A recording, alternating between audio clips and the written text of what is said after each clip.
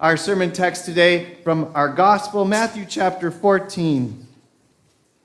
Immediately, Jesus made his disciples get into the boat and go on ahead of him to the other side, while he dismissed the crowd. After he had dismissed them, he went up on a mountainside by himself to pray. Later that night, he was there alone, and the boat was already a considerable distance from land, buffeted by the waves because the wind was against it. Shortly before dawn, Jesus went out to them walking on the lake. When the disciples saw him walking on the lake, they were terrified. "It's a ghost," they said, and they cried out in fear. But Jesus immediately said to them, "Take courage. It is I. Don't be afraid." "Lord, if it is you," Peter replied, "tell me to come to you on the water." "Come," he said. Then Peter got down out of the boat, walked on the water, and came toward Jesus.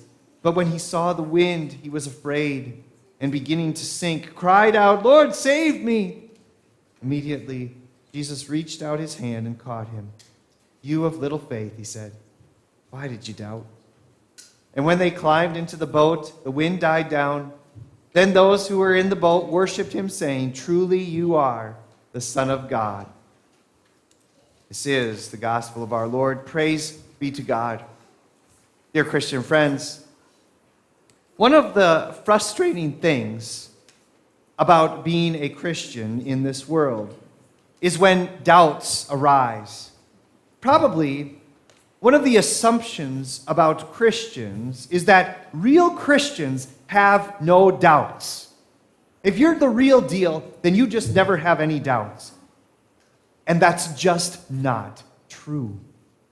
Throughout our lessons today, we saw great prophets and apostles, all who had very real doubts. Elijah just had this amazing victory over the prophets of Baal, but then he was running for his life. Doubts arise and give way to fear. And so he thought that he was all alone, that his life was a failure, that his ministry was a failure, and he thought that he might as well just die. Likewise, the disciples just saw Jesus feed almost 15,000 people from a mere 5 loaves and 2 fish.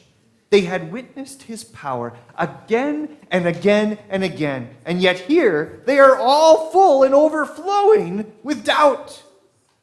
The real and yet ironic thing is that where there is faith in God, the human heart, there will always be doubt there too. Two total opposites. The opportunity to doubt will always be present when there are very real beings at work who we can't physically see, when there is very real work and war going on that we can't physically see. Doubts will arise. Why does this happen, even to Christians?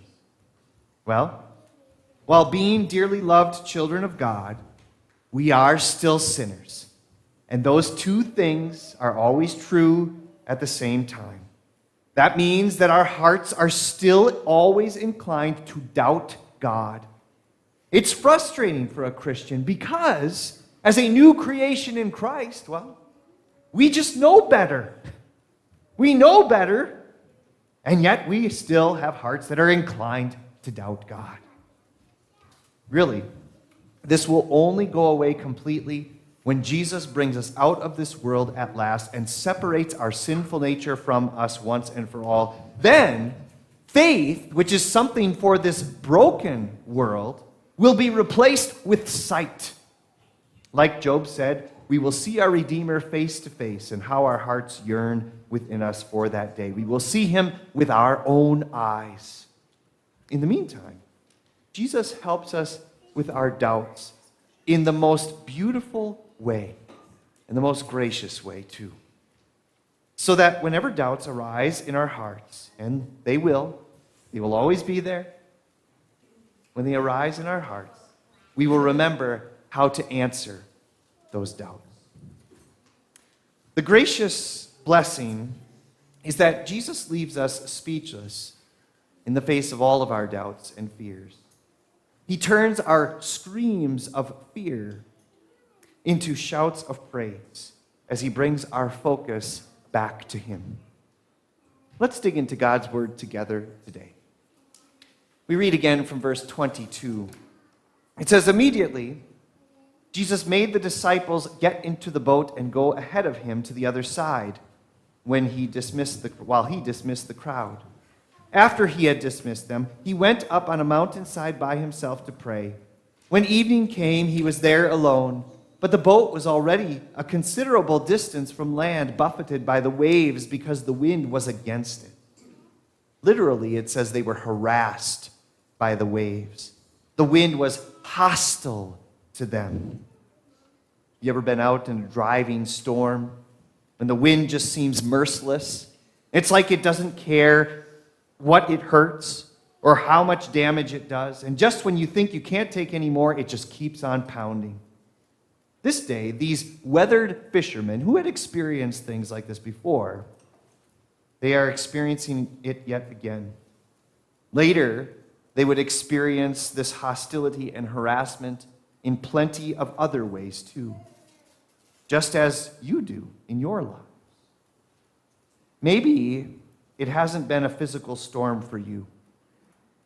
Maybe it has been something completely different.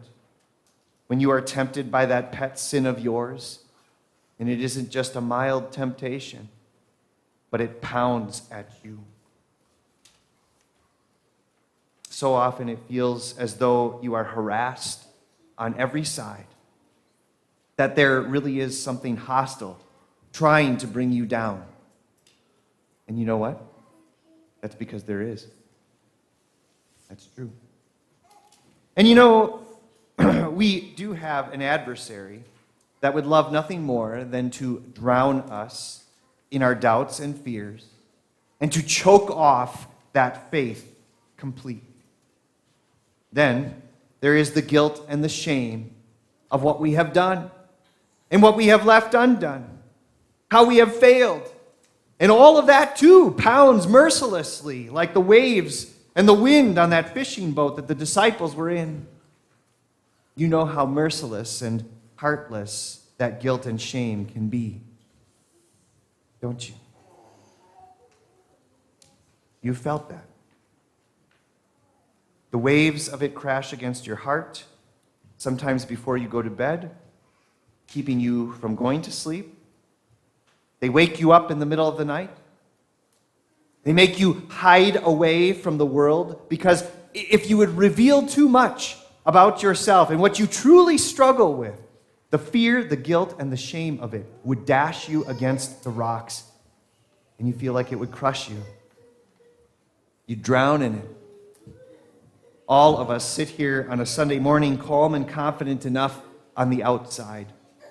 But on the inside, sometimes, maybe we should say oftentimes, the perfect storm of guilt and shame and doubt all arise. Doubts about God's love for you. Doubts about his working in all things, even the awful things, for our eternal good. And the peculiar thing is that you still believe in Jesus. You still believe who he is and what he did for you. You trust that he is your Savior.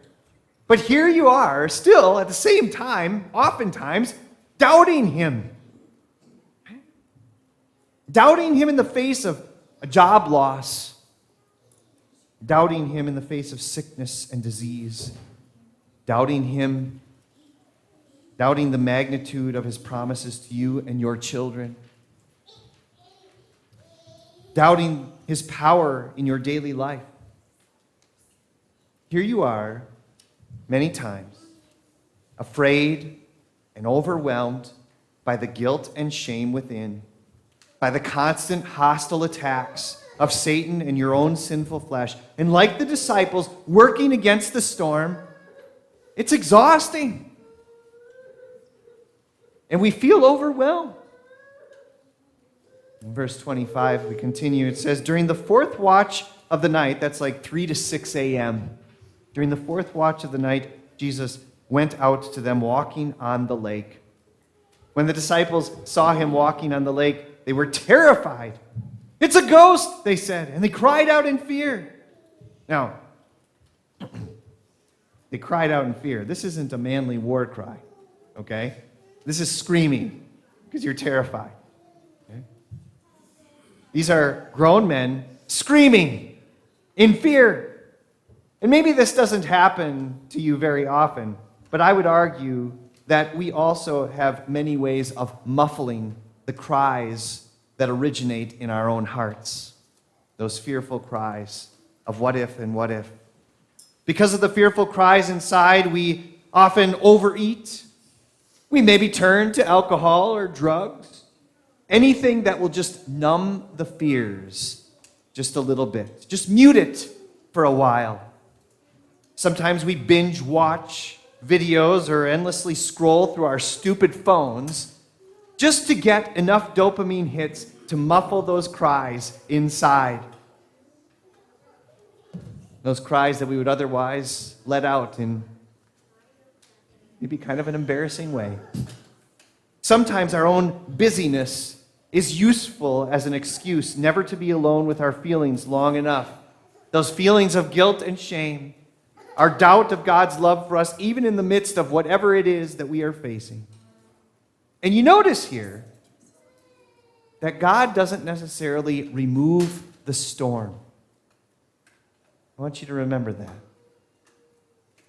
He doesn't necessarily remove the storm.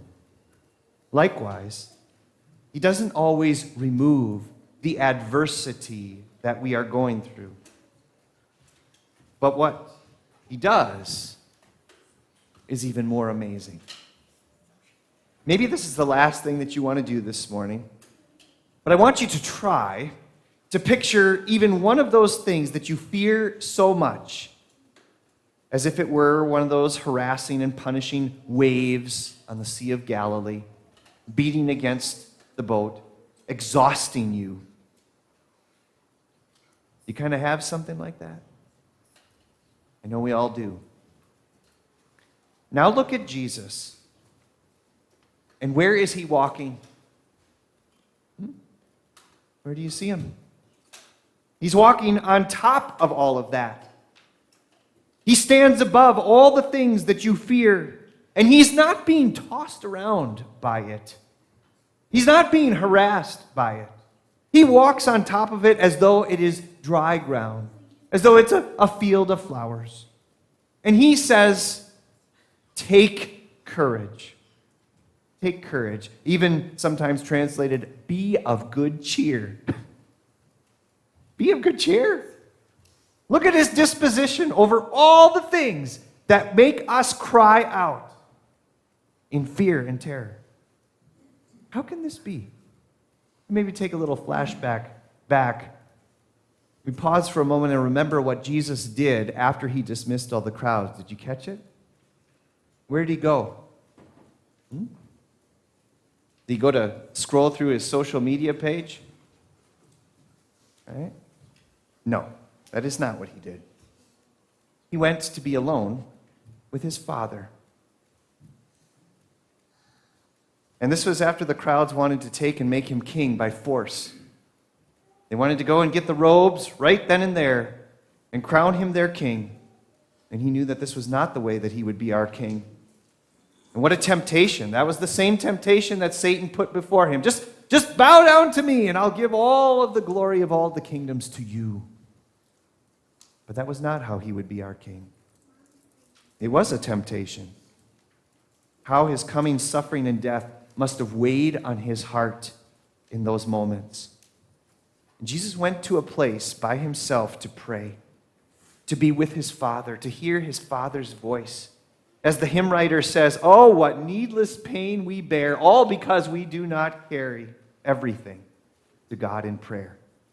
Right? Instead of carrying it to God in prayer, we carry it to our social media page. And we hope that something there would divert us enough, to numb us enough, so that we don't think about the thing that is bothering us, whether it is great or small.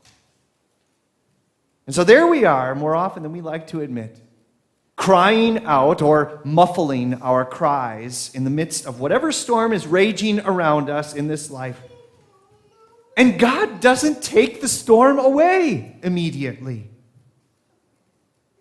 That's what we see. He allows it. He allows it to rage on. He could stop it in an instant. But instead, he does something far better. And I know immediately we don't think it's far better, but it is. He comes to us right in the midst of that storm. And look at what he says next. It is I. Don't be afraid. It is I. Ego eimi. There is a lot packed into those words, into that little phrase. We think of the Lord revealing himself to Israel as the great I am, the one who led them out of exile or out of Egypt, who fought for them and defeated hosts of enemies before them. How many times wouldn't Jesus use that phrase too? I am the way, the truth, and the life. I am the vine. I am the bread of life. I am the light of the world. I am the gate. I am the good shepherd. I am the resurrection and the life. Before Abraham was, I am. And so here he is, Almighty God, who stands above all that troubles us and encourages doubt in our lives. All that makes us say, I can't do this anymore. I don't have any strength for this anymore. And he isn't shaken by it. He comes to you right in the middle of all of it, right in the middle of all the storm of doubts that are giving way to fear. And he comes to you saying, don't be afraid. And he can say that because he is watching you. He is caring for you. And he never rests at that. He never turns away and looks the other way. And most importantly, he can say that because he is in control. And again, he doesn't immediately remove the storm, does he? But he comes to you in the middle of the storm. And all of this is for a purpose, so that in this world, you will always know how to answer doubt.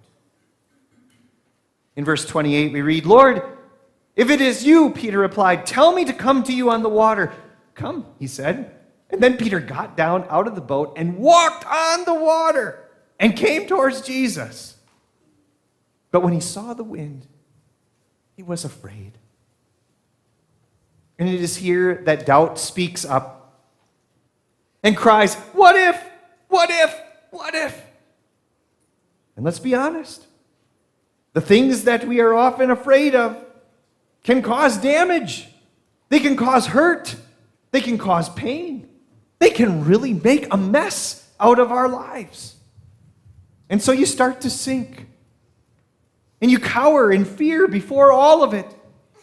And you give in to temptation again because it seems as though God cannot possibly satisfy you, that his grace can't possibly be enough to deal with all of these things. Fears that God has abandoned you flash like lightning across the sky. But here's the point of it all. We read again, and beginning to sink, Peter cried out, Lord, save me. Just as Paul cries out in Romans 7, who will save me from this body of death? Thanks be to God through Jesus Christ our Lord. Lord, save me. Now Jesus is standing on the water. And he can speak. And he can cause a raging storm to go calm in an instant, just like that. He could have said the word and caused Peter to come floating right back up and standing safely on the water again. He could have done that. But he didn't.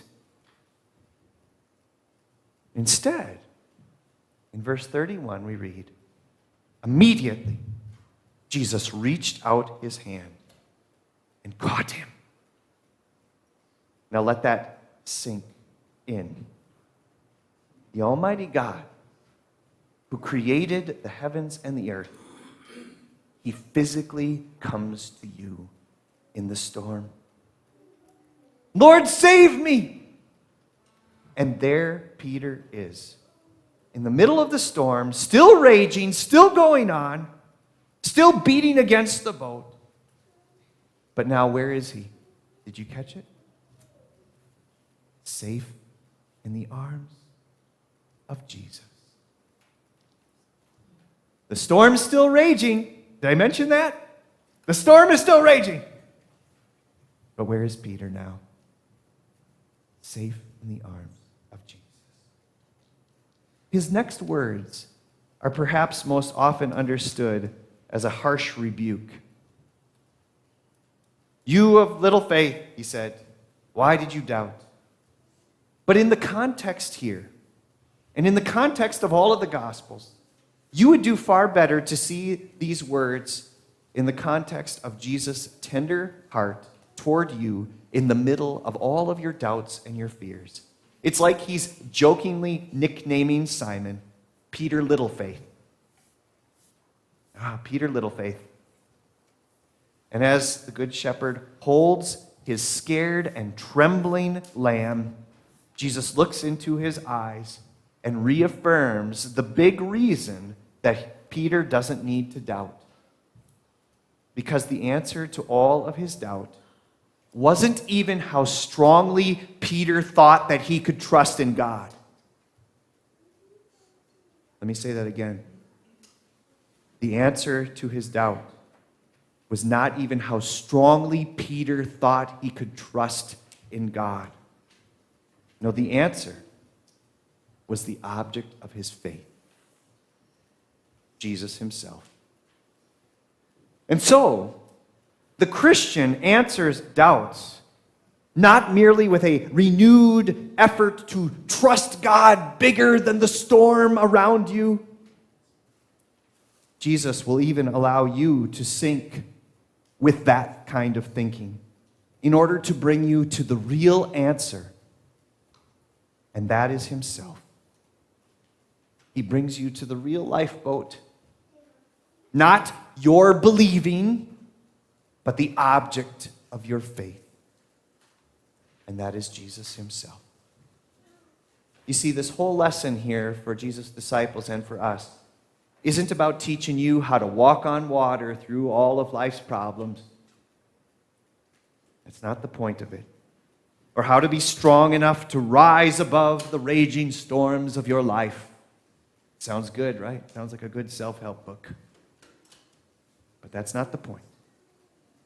The lesson here is the answer to all of the storms of doubt and fear in your life is Jesus. Just him.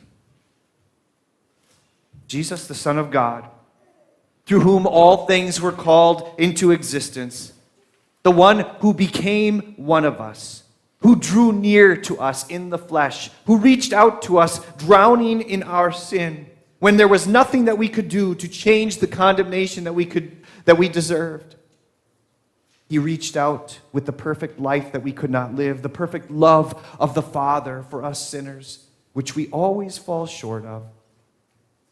And with arms stretched out on that cross, he was reaching out to save us. And there conquering sin and death and hell. And he hasn't stopped holding you in his arms through his promise to you in your baptism, coming to you even in the Lord's Supper with his body and blood for your forgiveness, for your peace, for your certainty of his love, all while the storm rages still. Friends, doubts are going to rise in your life, even as a Christian. You ever wonder why when things seem to be going well, then there's always some terrible thing that comes next? It just goes that way, right? The storms keep coming. And so doubts will arise in your life, even as a Christian. And the answer to every one of those storms in your life is Jesus. So keep your eyes on him.